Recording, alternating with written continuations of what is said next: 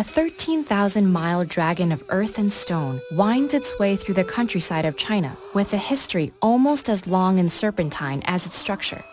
The Great Wall began as multiple walls of rammed earth built by individual feudal states during the Chunqiu period to protect against nomadic raiders north of China and each other. When Emperor Qin Shi Huang unified the states in 221 BCE, the Tibetan Plateau and Pacific Ocean became natural barriers, but the mountains in the north remained vulnerable to Mongol, Turkish, and Xiongnu invasions. To defend against them, the emperor expanded the small walls built by his predecessors, connecting some and fortifying others. As the structures grew from Lingtao in the west to Liaodong in the east, they collectively became known as the Long Wall.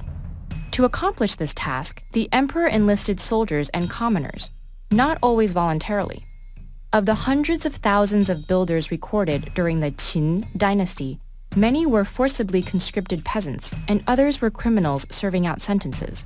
Under the Han dynasty, the wall grew longer still, reaching 3,700 miles and spanning from Dunhuang to the Bohai Sea.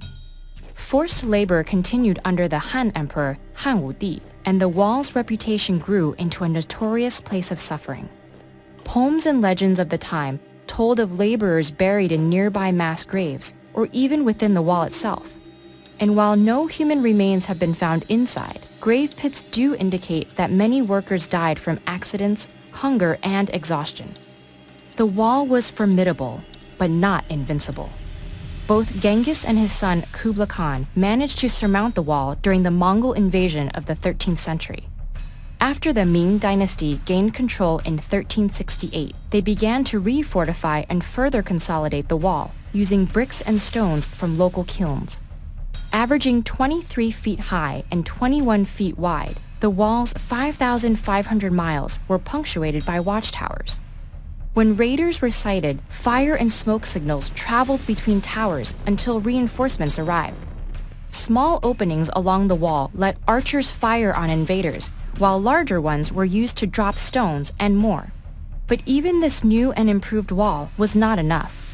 In 1644, northern Manchu clans overthrew the Ming to establish the Qing dynasty, incorporating Mongolia as well.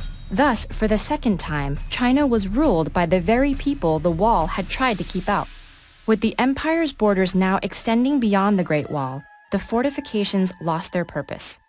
And without regular reinforcement, the wall fell into disrepair. Rammed earth eroded, while brick and stone were plundered for building materials. But its job wasn't finished. During World War II, China used sections for defense against Japanese invasion, and some parts are still rumored to be used for military training. But the wall's main purpose today is cultural. As one of the largest man-made structures on Earth, it was granted UNESCO World Heritage status in 1987. Originally built to keep people out of China, the Great Wall now welcomes millions of visitors each year. In fact, the influx of tourists has caused the wall to deteriorate, leading the Chinese government to launch preservation initiatives. It's also often acclaimed as the only man-made structure visible from space. Unfortunately, that's not at all true. In low Earth orbit, all sorts of structures like bridges, highways, and airports are visible, and the Great Wall is only barely discernible. From the moon, it doesn't stand a chance. But regardless, it's the Earth we should be studying it from, because new sections are still discovered every few years, branching off from the main body and expanding this remarkable monument to human achievement.